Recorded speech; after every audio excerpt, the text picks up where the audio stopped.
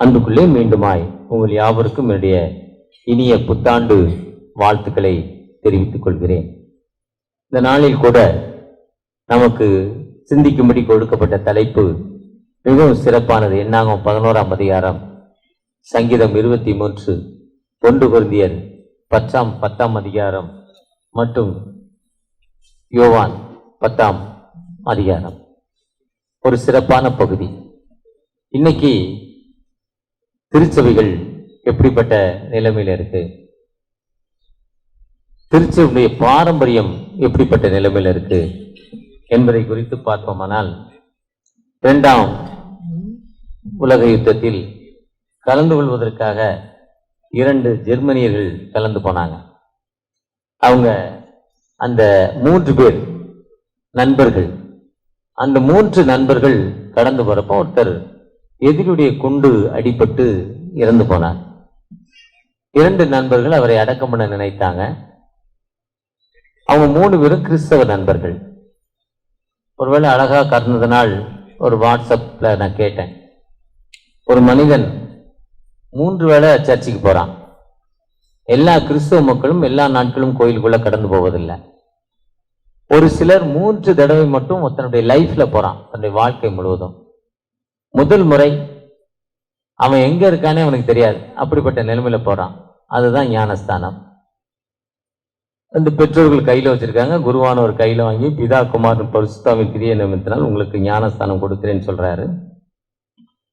அது அந்த குழந்தை ஞானஸ்தானம். இயேசு கிறிஸ்து திருச்சபைக்கு போறப்போ தாயின் தகப்பன அழைத்து அவருடைய விருத்த சேதத்துக்காக கொண்டு போனாங்க. முதலாவது முறைப்பின்படி அப்படி கொண்டு வராங்க. அது அவனுக்கு என்னன்னே தெரியாது. 2வது முறை அவன் திருச்சபைக்கு போவது திருமணம். திருமணத்துல போறப்போ அவன் திருமணம் என்பது வாழ்க்கையில் ஒரு முக்கியமான நிகழ்வு. சுற்றி நண்பர்கள், தன் வாழ்க்கைக்கு ஏற்ற துணைவி, அந்த ஜோர்ல அந்த சந்தோஷத்துல இருக்கான். அப்போ அவனுக்கு என்ன பண்றனே தெரியல, சர்ச்சுக்குள்ள சந்தோஷமா இருக்கிறான். அப்ப அவங்க சொல்லப்பட்ட வார்த்தை, ஒரு சிலர் தான் உங்க திருமணத்துல என்ன கல்யாணத்துல உங்க பிரசங்கம் என்னன்னு கேட்கிறப்போ நான் சொல்லுவேன், எனக்கு திருமணத்துல ஒரு ஈசிஐ டேனியல் தாமஸ்னு ஒரு ஐயரு, எனக்கு குற்றாலம் மறுரூபாலயத்துல திருமணம் நடந்தது. அவர் பிரசங்கம் பண்றப்போ கடைசியா சொன்னாரு, நாம் இருவர் நமக்கு இருவர், முன்னால் எழுதினாங்க. அதுக்கப்புறம் இப்ப எழுதி அவர் பிரசங்கம் பண்றப்ப எழுதினாங்க, நாம் இருவர் நமக்கு ஒருவர். ஆனா இனிமே நாம் இருவர் நமக்கு சைபர்னு அவர் பிரசங்கம் பண்ணார். அது எனக்கு ஞாபகம். வேற என்ன பிரசங்கம் பண்ணாரோ தெரியல. இந்த 3 வார்த்தை மட்டும் எனக்கு திருமணத்துல பேசணும், என்னுடைய திருமணத்துல பேசணும் ஞாபகம் இருக்கு. உங்க திருமணத்துல என்ன பேசுனாங்கன்னு உங்களுக்கு மட்டும் தான் தெரியும். எனக்கு பேசின இப்ப நான் ஒரு சில குருவானவரா பேசியிருந்தாலும் தெரியாது. இது செகண்ட் டைம்.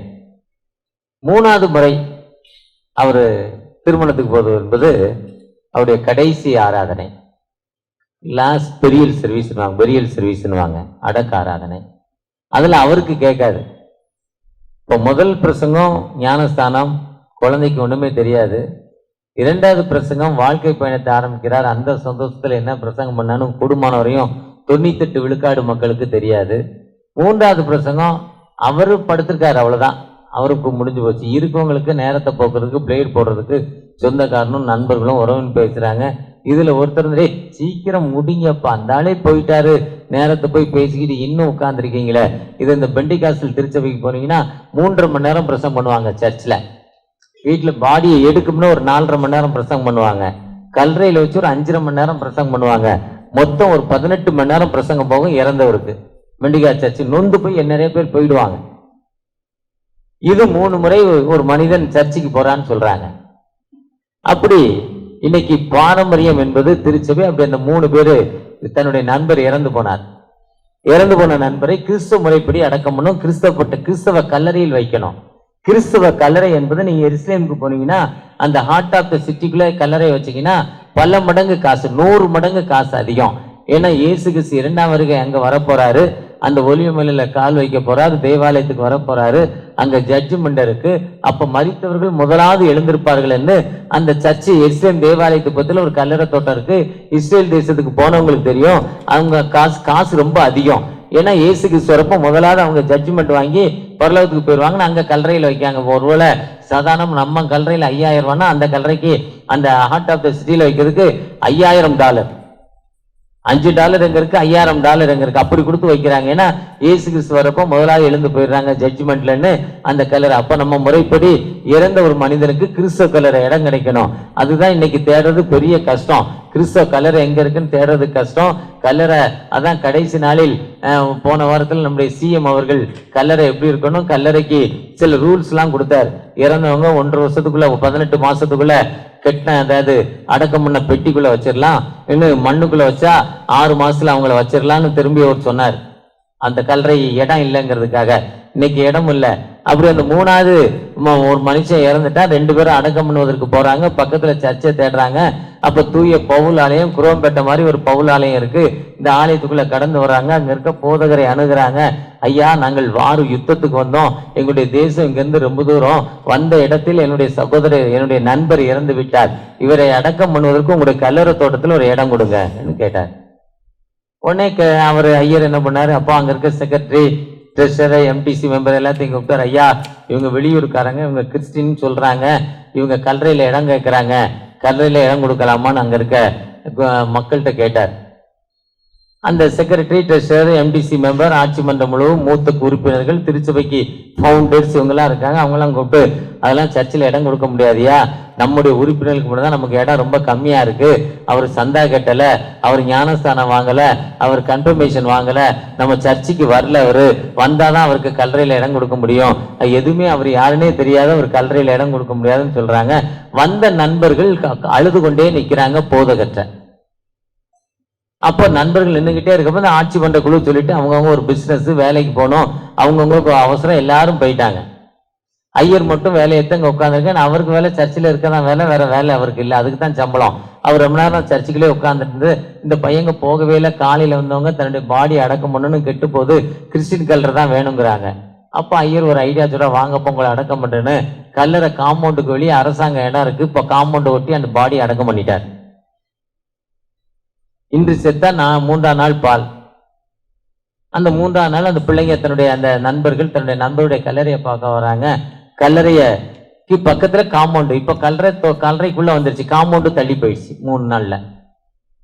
அவங்களுக்கு ஒரே ஆச்சரியம், நம்ம அடக்கம் பண்றப்போ காம்பவுண்டுக்கு வெளியில இருந்தது, இப்போ காம்பவுண்டுக்கு வெளியே எப்படி போச்சு கேட்கிறாங்க. அவங்க சொன்னாங்க, உள்ள இடம் கொடுக்காது, அது ஆட்சி மன்றத்துடைய உரிமை, கல்லூரிய இடத்தை பெரிதாக்குவது ஐயருடைய உரிமை. இப்ப கல்லூரிய இடத்தை இடம் வாங்கி பெருசாக்கிட்டேன். ஒருவேளை இன்னைக்கு திருச்சபை இப்படிப்பட்ட பாரம்பரியத்தில் தான் வாழ்ந்து கொண்டிருக்கு. ஒரு திருச்சபைக்கு போனீங்கன்னா புகை காட்டுறாங்க ஆராதனையில். ஒரு திருச்சபைக்கு போனீங்கன்னா லைட்டு, குனிந்து பணிந்து லைட்டு. போன மாசத்துல ஒரு சர்ச்சுக்குள்ள போனேன், லைட்டு 2 நண்பர்கள் லைட்டு காட்டுறாங்க. இப்படி திருச்சபையுடைய பாரம்பரியம் இன்னைக்கு இப்படி இருக்கு. இன்னும் ஆசி திருச்சபையில போனீங்கன்னா நம்மளை யாரையும் ஆல்ட்ருலே விட மாட்டாங்க. அங்க இருக்க ஃபாதர் மட்டும் தான் ஆல்ட்ருக்குள்ள போவார், வேற யாருக்கும் நாட் பெர்மிஷன். இன்னும் ஆங்கிலிக்கன் திருச்சபைகளை போனீங்கன்னா ஐயர் ஆர்டினேஷன் வாங்கின ஐயர் மட்டும் தான் போகணும். இன்னைக்கு ஆக்சுவலியா இன்னைக்கு எனக்கு பிரசங்கம் எங்களுடைய சொந்த திருச்சபையில் 2 சர்வீஸ். ஆனா குருவானவர் இந்த மாதம் முழுதும் எங்களுடைய சர்ச்சில் ஐயர் தான் ஏன் பேசணும், அப்பதான் மக்கள் பரலோகத்துக்கு போவாங்கன்னு என்னை கூப்பிட்டு வந்தார், ரொம்ப கம்பல் பண்ணி. இது திருச்சபையுடைய ஆர்டர் ஆஃப் சர்வீஸ். ஒருவேளை இன்னைக்கு அப்படிப்பட்ட இல்ல, ஆண்டோடைய சன்னிதானத்துல எல்லாரும் ஒண்ணுதான். அவர் சொல்றாரு, உன் அடிமைத்தனமாயி இஸ்ரவேல் எகிப்து தேசத்திலிருந்து புறப்படிய உன் தேவனாய கர்த்தர் நானே, நான் தான் அந்த கர்த்தர். உபாகமம் 20ஆம் அதிகாரம் 1ஆம் வசனத்துல சொல்ற. உபாகமம் 6ஆம் அதிகாரத்தில் இஸ்ரவேலை கேள், உன் தேவனாய கர்த்தர் நானே. ஏசாயா 41 நானே கர்த்தர், ஐ எம் த லார்ட். வாசிக்க கேட்ட சங்கீதம் 23 சொல்லுது, கர்த்தர் என் மேய்ப்பராய் இருக்கிறார். லார்ட் இஸ் மை ஷெப்பர்ட், கர்த்தர் என் மேய்ப்பராய் இருக்கிறார். வாசிக்க கேட்ட நற்செய்தி பகுதி சொல்லுது, யோவான் சொல்றாரு, நானே நல்ல மேய்ப்பன் சொல்றார். நானே வாசல் என்று சொல்கிறார். நான் தான் நல்ல வாசல் சொல்றார். ஆனா இன்னைக்கு அப்படிப்பட்ட ஆண்டவரை மட்டும் நம்ம தொழுது கொள்ளாம பாரம்பரியத்தை தொழுது கொண்டிருக்கிற ஆண்டவர் மக்களாய் காணப்படுகிறோம். நம்ம பாரம்பரியத்தை தொழுது கொண்டிருக்கிறோம். இன்னைக்கு ஆங்கிலிக்கன் திருச்சபை, பிரிட்டிஷன் திருச்சபை பாரம்பரியம், மெத்தடிஸ்ட் திருச்சபை என்ன சொல்லுது, சார்லஸ் வெஸ்லி ஜான் வெஸ்லி என்ன சொல்றாங்க, எல்லா தெருமுனைகளும் இயேசுவின் பிரசங்க பீடம், எல்லாரும் பிரசங்கம் பண்ணலாம். ஒரு ஆசி மேரேஜுக்கு போயிருந்தேன். நான் இப்ப என்எம்எஸ்ல ட்ரெஷரரா இருக்கிறேன், முன்னால ஐஎம்எஸ்ல பிரசிடெண்டா இருந்தேன். அப்ப அந்த ஜெனரல் செக்ரட்டரி நானும் ஒரு ஆசி திருமணத்துக்கு போயிருந்தோம். உறவின் முறை திருச்சபை திருமணம், கண்டிப்பா அழைக்கப்பட்டிருந்தோம். நாங்களும் 2 பேர் பெருசா அங்கி போட்டுட்டு போயிட்டோம். ஃபாதர் எங்களை ஏற்றுக்கொள்வார்னு. எங்களை கண்டுக்கவே இல்லை ஃபாதர், போட்டிக்கொள்ளே இருந்தோம். அவரே எல்லாத்தையும் முடிச்சாரு. கர்த்தர் உங்களோடு இருப்பாராக, சமாதானத்திலே போய் வரும்னு சொல்லிட்டு நீங்க போய் நம்ம ஜெபம் பண்ணுங்கன்னு அவர் வீட்டுக்கு போயிட்டாரு. ஒருவேளை இன்னைக்கு இப்படிப்பட்ட ஒரு பாரம்பரிய மீண்ட மக்களாய் காணப்படுகிறோம். அதுதான் பவுலடிகள் சொல்றப்போ 1 கொரிந்தியர் 10ஆம் அதிகாரத்தை நான் வாசிக்க கேட்ட பகுதி, ஜனங்கள் புசிக்கவும் குடிக்கவும் உட்கார்ந்து விளையாடும் எழுந்திருந்தார்கள் என்று எழுதியிருக்கப்படி அவர்களில் விக்கிர ஆராதனை காணது போல நீங்களும் ஆகாதிருங்கள். இன்னைக்கு விக்கிர ஆராதனை ஆனது போல நீங்களும் ஆகாதீர்கள். ஆண்டவரை தொழுது கொள்வது, அந்த ஆண்டவர் ஒரே கடவுளாய் ஒரே தேவனாய் நம்மோடு கடந்து வந்திருக்கிறார். அவருடைய சன்னிதானத்துல எல்லாரும் ஒண்ணுதான். இதுல யூதன் என்றும் இல்லை, கிரேக்கன் என்றும் இல்லை, அடிமை என்றும் இல்லை, ஆண் என்றும் இல்லை, பெண் என்றும் இல்லை, சுவாதீனம் இல்லை, கர்த்தருக்குள் எல்லாரும் ஒண்ணுதான். நீங்கள் நானும் ஆண்டோடைய சன்னிதானத்துல ஒரு ஆண் பெண் என்று இல்ல, பெரியவன் சிறியவன் இல்ல, இவர் பிஷப்பு, இவர் ஐயரு, இவர் செக்ஷன் இல்ல, இவர் கார்டன் இல்ல, இவர் மக்கள் செக்ரட்டரி இல்ல, எல்லா மக்களும் ஆண்டோடைய சன்னிதானத்துல ஒண்ணுதான். ஒருவேளை ஆண்டோடைய சன்னிதானத்துல நீங்கள் நானும் ஒரே மக்களாய் ஆண்டவர் நம்மளை பார்க்கிறார். நம்மளுக்கு கொடுக்கப்பட்ட வேலை எல்லாத்துக்கும் அந்த வேலையை கொடுத்திருக்காரு. சொல்றப்ப நீங்கள் புறப்பட்டு போய், சீஷில் மட்டும் போங்கன்னு சொல்லல, நீங்கள் புறப்பட்டு போய் உலகம் எங்கும் போய், பிதா என்னை அனுப்பினது போல நான் உங்களை அனுப்புகிறேன். ஐ சென்ட் யூ, நான் உங்களை அனுப்புகிறேன். பிதா என்னை அனுப்பியிருக்கிறாரு, அதே மாதிரி உங்களை அனுப்புறேன். அதுதான் என்ன 11ஆம் அதிகாரத்துல அங்க 70 பேரை மோசே கூட்டிட்டு போறாரு. ஆசரிப்பு கூடாரத்துக்கு வெளியில இருக்காங்க. 70 பேர் மேலேயும் பரிசுத்தான் வல்லமை இறங்குது. தீர்க்க தரிசனம் சொல்றாங்க.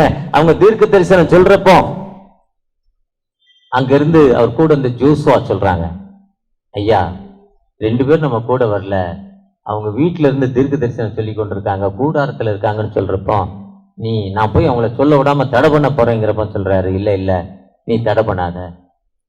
ஆண்டவர் 12 பேரும் மட்டுமல்ல, லூக்கா 10ஆம் அதிகாரத்துல 70 பேரையும் நியமித்து அனுப்புகிற ஆண்டவராய் காணப்படுகிறார்.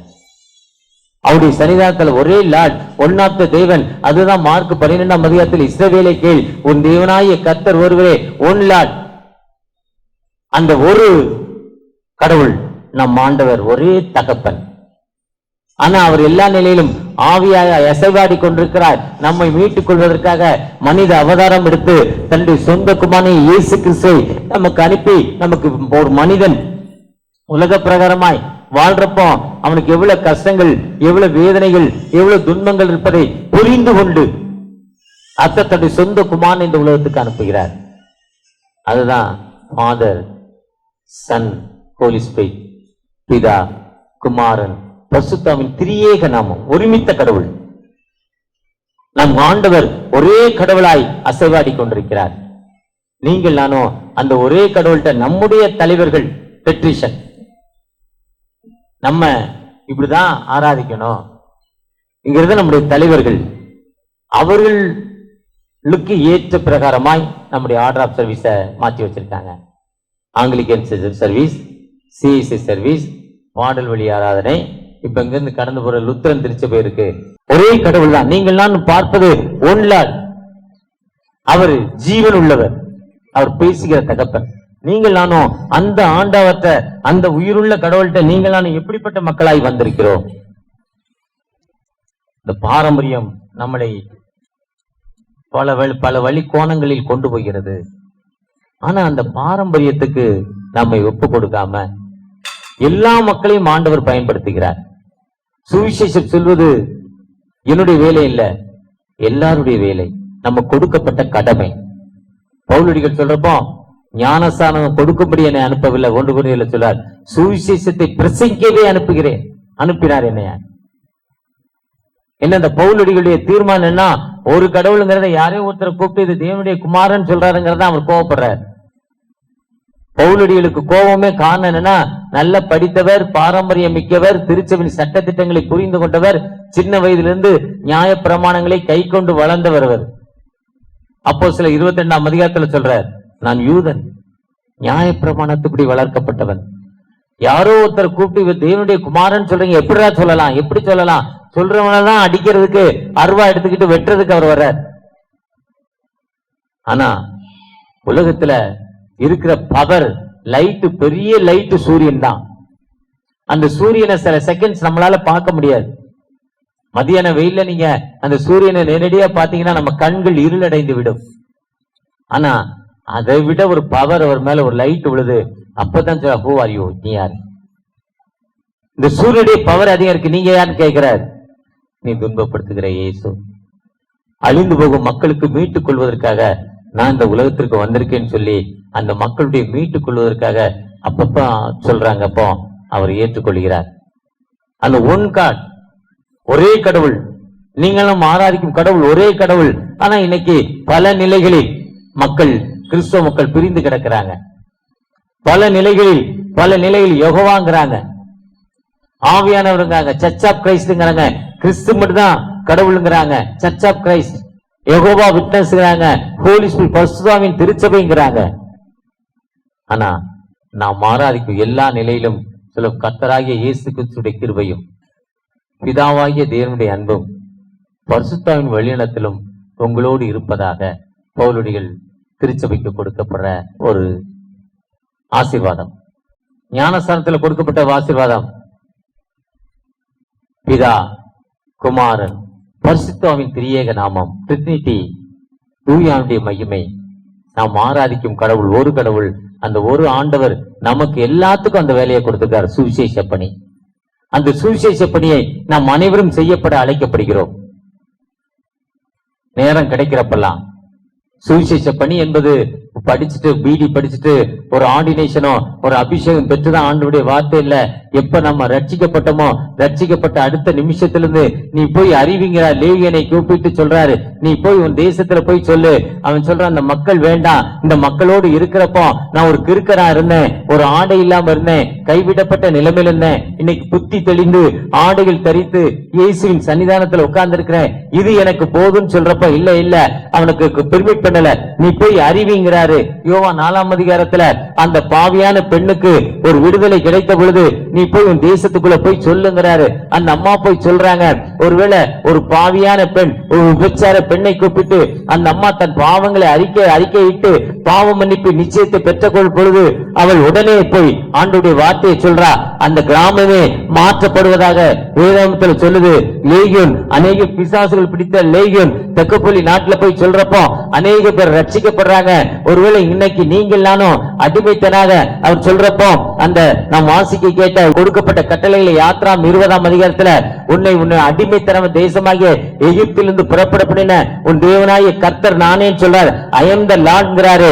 என்னை ஒரு அடிமைத்தன தேசம், நான் ஒரு பாவத்தின் அடிமைத்துல இருந்தேன். குடிக்கிற ஒரு பழக்கம் எனக்குள்ள இருந்தது, விபச்சாரம் எனக்குள்ள இருந்தது, எனக்குள்ள ஒரு கெட்ட தீய பழக்கங்கள் இருந்தது. அதனால எனக்கு வியாதி இருந்துச்சு, கடன் பிரச்சனை இருந்துச்சு. அதனால தொழில முன்னேற்றமான நிலைமை இல்ல, வாழ்க்கையில அமைதி இல்ல. அந்த அமைதி இல்லாத நிலைமையில எனக்கு ஆண்டவர் ஒரு அமைதியின் வாழ்வை கொடுத்தார், ஒரு விடுதலையின் வாழ்வை கொடுத்தார், ஒரு சமாதானத்தை வாழ்வை கொடுத்தார். என்னுடைய அடிமைத்தனத்திலிருந்து ஆண்டவர் எனக்கு விடுதலை கொடுத்தார். அந்த பெற்ற விடுதலை நாம் பிறருக்கு அறிவிக்கிற மக்களாய், பெற்ற விடுதலை பிறருக்கு அறிவிக்கிற மக்களாய், இதுதான் ஆண்டவருங்க. வேற எங்க நீங்க போனாலும் உங்களுக்கு விடுதலை இல்லை. இன்னைக்கு கலாச்சாரம், கடந்த வாரம் முழுவதும் தமிழ்நாடுல ஒரு 60% போயிட்டு வந்தேன், 50% 2 நாள்ல. மக்களுடைய கலாச்சாரத்தை பார்க்கிறப்போ நூற்றுக்கணக்கான மைல் நடந்து போறாங்க. நூற்றுக்கணக்கான மைல் தன்னுடைய வாயில் எதையோ குத்திக்கிட்டு திறக்க முடியாது. பல நாட்கள் நடந்து போகணும். நான் கேட்டேன், எப்படி சாப்பிடுவாங்க மக்கள்? எப்படியாவது விடுதலை வேணும். நாம் எருசலேமுக்கு போறோம், புனித பயணம் என்று ஒரு சிலர் வாழ்க்கையில பரலோகத்துக்கு போன இன்னொரு பயணம் போறாங்க. எங்கேயாவது போய் விடுதலை கிடைக்காதா, வாழ்வு கிடைக்காதா, ஏக்கத்தோடு கஷ்டத்தோடு இருந்து கொண்டிருக்கிறோம். ஆனா இன்னைக்கு அந்த விடுதலையான மக்களுக்கு தேவனாய கர்த்தர் நானே நல்ல மேய்ப்பன், கர்த்தரின் மேய்ப்பராயிருக்கிறார், உங்களுக்கும் மேய்ப்பராயிருப்பார்னு நம்ம சொல்ல அழைக்கப்படுகிறோம். நீங்கள் நான் ஆண்டவருடைய வார்த்தையை சொல்ல ஆயத்தமாய் இருக்கிறோமா? அந்த ஒரே ஞானஸ்தானத்தை, ஒரே கண்மலையான கிறிஸ்து அவரே, அந்த ஞானஸ்தானத்தை, அந்த விடுதலை, பாவ மன்னிப்பின் நிச்சயம், மனம் திரும்புங்கள் பரலோகராஜ்யம் சமீபமாயிருக்கு, அந்த ஞானஸ்தானத்தை நாம் மக்களுக்கு சொல்ல போகிறோமா? அந்த ஞானஸ்தானம் என்பது விடுதலை ஞானஸ்தானம்.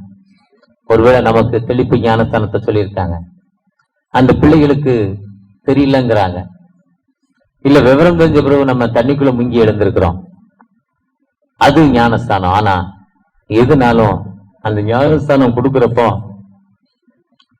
பிதா, குமாரன், பரிசுத்த ஆவியின் நாமத்தினால் உங்கள் நெற்றிகளில் சிலுவை நிழலை அடைகிறோம், நீங்கள் பாவத்திற்கு செத்து நீதிக்கு பிழைத்து கிறிஸ்துவை எப்பொழுதும் உங்க ரட்சகராய் ஏற்றுக்கொண்டதை அறிக்கையிட வெட்கப்படாதிருங்கள். இதை ஞானஸ்தானம் கொடுக்கிறப்போ சிலுவை போடுறோம் நெத்தியில. உங்களுக்கு ரட்சகராய் ஏற்றுக்கொண்டீங்க, அவரை நீங்க அறிக்கையிட வெட்கப்படாதிருங்கள். ஒருவேளை நாம் அப்படி அந்த ஒன் லார்ட், அந்த கடவுளை ஏற்றுக்கொண்ட நீங்கள் நானும், பாரம்பரிய மிக்க திருச்சபையாகி நீங்கள் நானும் ஆண்டவரை அறிவிக்க அழைக்கப்படுகிறோம். அவருடைய வார்த்தையின் மூலமாக, பாடல்கள் மூலமாக, சாட்சிகள் மூலமாக, சுவிசேஷ பணி ஏதாவது ஒரு வகையில. இன்னைக்கும் திருநெல்வேலியில நற்செய்தி சுவிசேஷ பண்டிகை போறாங்க. தூத்துக்குடி, திருநெல்வேலி மாவட்டங்கள் சுவிசேஷ பண்டிகை. ஒரு சர்ச்சில் இருந்து அரிசி பருப்பு எல்லாம் எடுத்துக்கிட்டு ஒரு கிராமத்திற்கு கடந்து போய் அந்த கிராமத்து மக்களோடு உணவருந்தி அந்த மக்களுக்கு காஸ்பல் சொல்றாங்க. அதுதான் நம்முடைய முன்னாள் பேராயர் அன்புக்குரிய தேவ சகாயம் ஐயா சொன்னாங்க, சாட்சியின் திருநாள். சென்னை பேராயத்துல சாட்சியின் திருநாள் ஏற்படுத்தினாங்க. நீங்க போய் கிராமத்துல போய் சாட்சி சொல்லுங்க. ஒரு கிராமத்தை கண்டுபிடித்து அந்த கிராமத்துல உங்க திருச்சபையில போய் சாட்சி சொல்லுங்க. அந்த கிராமங்கள் ரட்சிக்கப்படுமாயின் நீங்க அங்க ஒரு திருச்சபையை கட்டுங்கன்னு சொன்னாங்க.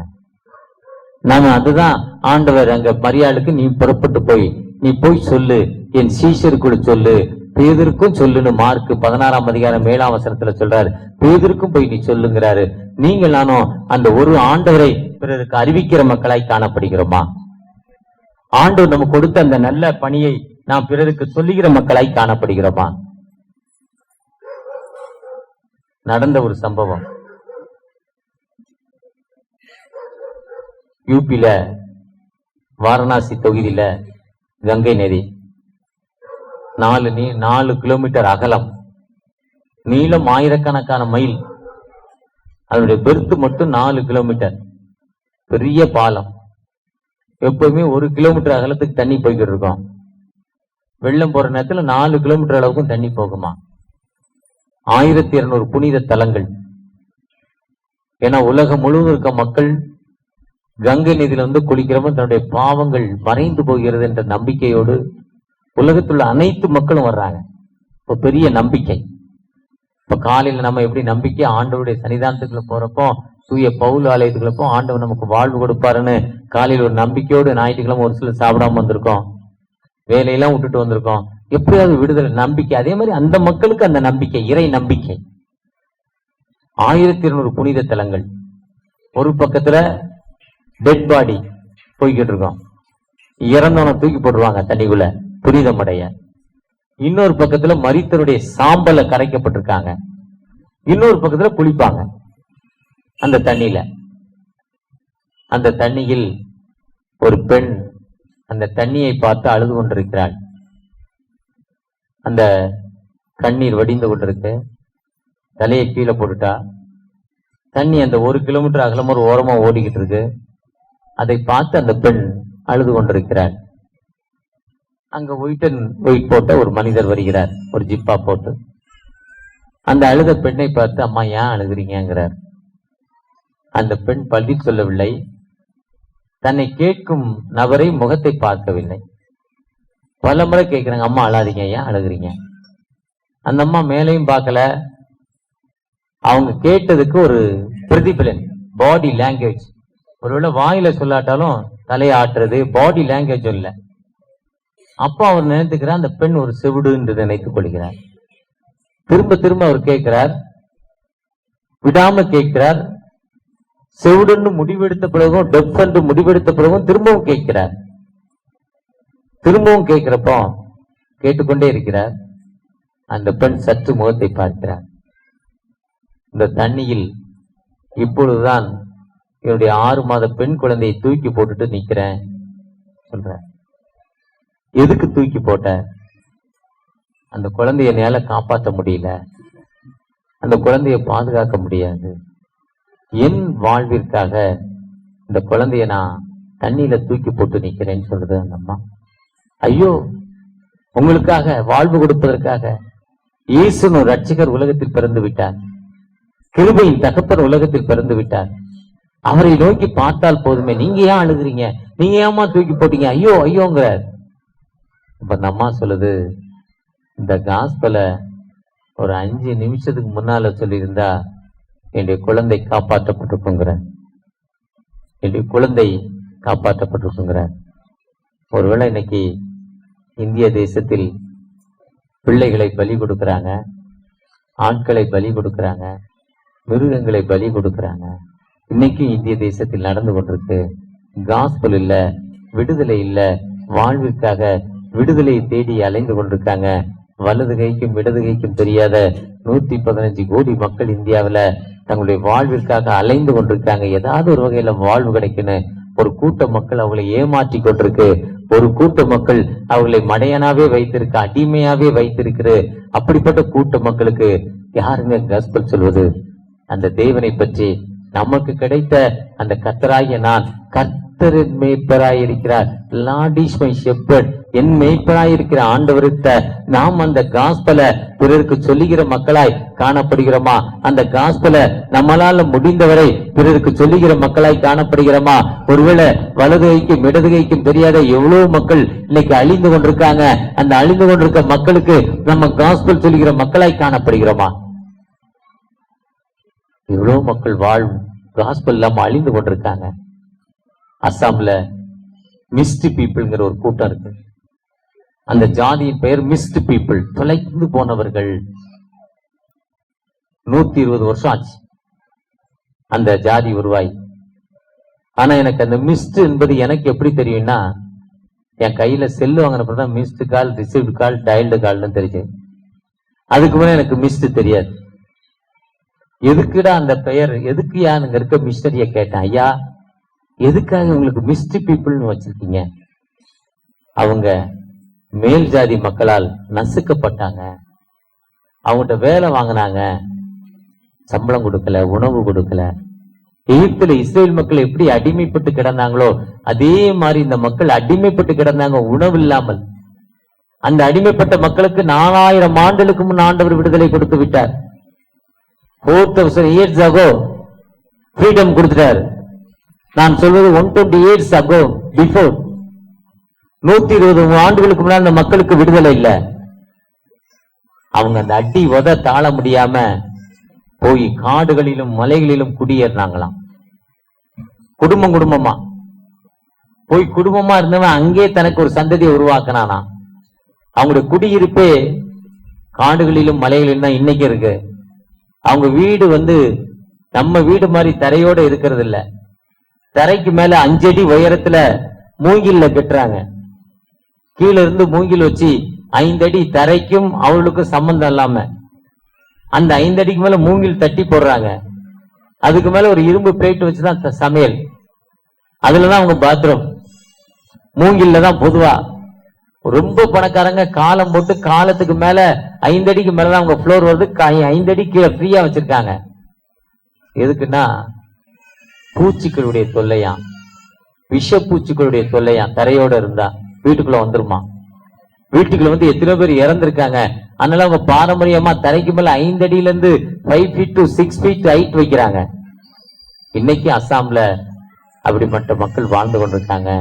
இந்த மக்களுக்கு விடுதலை சொல்வது யார்? இன்னைக்கு அப்படிப்பட்ட மக்களுக்கு நம்முடைய ஆண்டவர் ஒரே ஆண்டவர்பா. அவங்க விடுதலைக்காக பல தரப்பான ஆவியை தொழுது கொள்றாங்க. மேல ஆவி மேல இருக்குங்கிறான் ஒருத்தன் பூமி கீழே இருக்குங்கிறான், ஒருத்தன் எங்க அப்பா வடிவுல இருக்குங்கிறான், ஒருத்தன் எங்க அம்மா வடிவுல இருக்குங்கிறான், ஒருத்தன் எங்க முன்னோர் வடிவுல இருக்குங்கிறான். ஆவி அவனுக்கு கடவுள் எங்க இருக்குன்னு அவனுக்கு தெரியல. இல்ல, அந்த ஆண்டவர் மேய்ப்பராய் இருக்கிறார். அவர் நானே நல்ல மேய்ப்பன் சொல்றாரு. நம்மோடு மேய்ப்பன் நிற்பவன் ஆண்டுகளுக்கு முன்னால போறான். அவனுடைய சத்தத்துக்கு அது கீழ்ப்படியுது, அவனுடைய சத்தத்துக்கு கீழ்ப்படியுது. அந்த சத்தத்துக்கு கீழ்ப்படியதால அதை பாதுகாக்கிறவனாய் அந்த ஆண்டவர் காணப்படுகிற இந்த சத்தியம் அவங்களுக்கு தெரியலங்க. அந்த ஆண்டவர் நம்மோடு இருக்கிற அந்த சத்தியம் அவங்களுக்கு தெரியல. அந்த சத்தியத்தை சொல்ல ஆண்டவர் உங்களை நியமிக்கிறார். நீங்கள் நானும் இன்னைக்கு அப்படிப்பட்ட அர்ப்பணிப்போடு கடந்து போகிற மக்களாய் காணப்படுகிறோமா? அந்த சத்தியத்திற்கு ஒருவேளை அனுப்பப்படாவிட்டால் எப்படி ரட்சிக்கப்படுவான்? பிரசங்கிப்படாவிட்டால் அவனுக்கு எப்படிங்க சத்தியம் தெரியும்? எல்லா மனிதரும் ரட்சிக்கப்பட வேண்டும். ரோமர் 10ஆம் அதிகாரத்துல சொல்றாரு. அந்த 10ஆம் அதிகாரத்துல விட்டு இதயத்தில் விசுவாசி, வாயினால் அறிக்கையிடு, உன் ஆண்டவர் உயிரோடு எழுந்து விட்டார், நம்பிக்கை உனக்குள்ள வரட்டும். வர்றப்போ அவருக்கு விடுதலை தருவாருங்கிற அந்த நம்பிக்கையோடு வர்றப்போ உனக்கு ஆண்டவர் விடுதலை கொடுப்பாருங்கிற நம்பிக்கையோடு நீங்கள் நானும் எப்படிப்பட்ட மக்களாய் காணப்படுகிறோம்? அந்த ஆண்டவற்றை நாம எப்படிப்பட்ட மக்களாய் காணப்படுகிறோம்? நம்முடைய சுவிசேஷ பணி எப்படிப்பட்ட பணியாய் காணப்படுகிறது?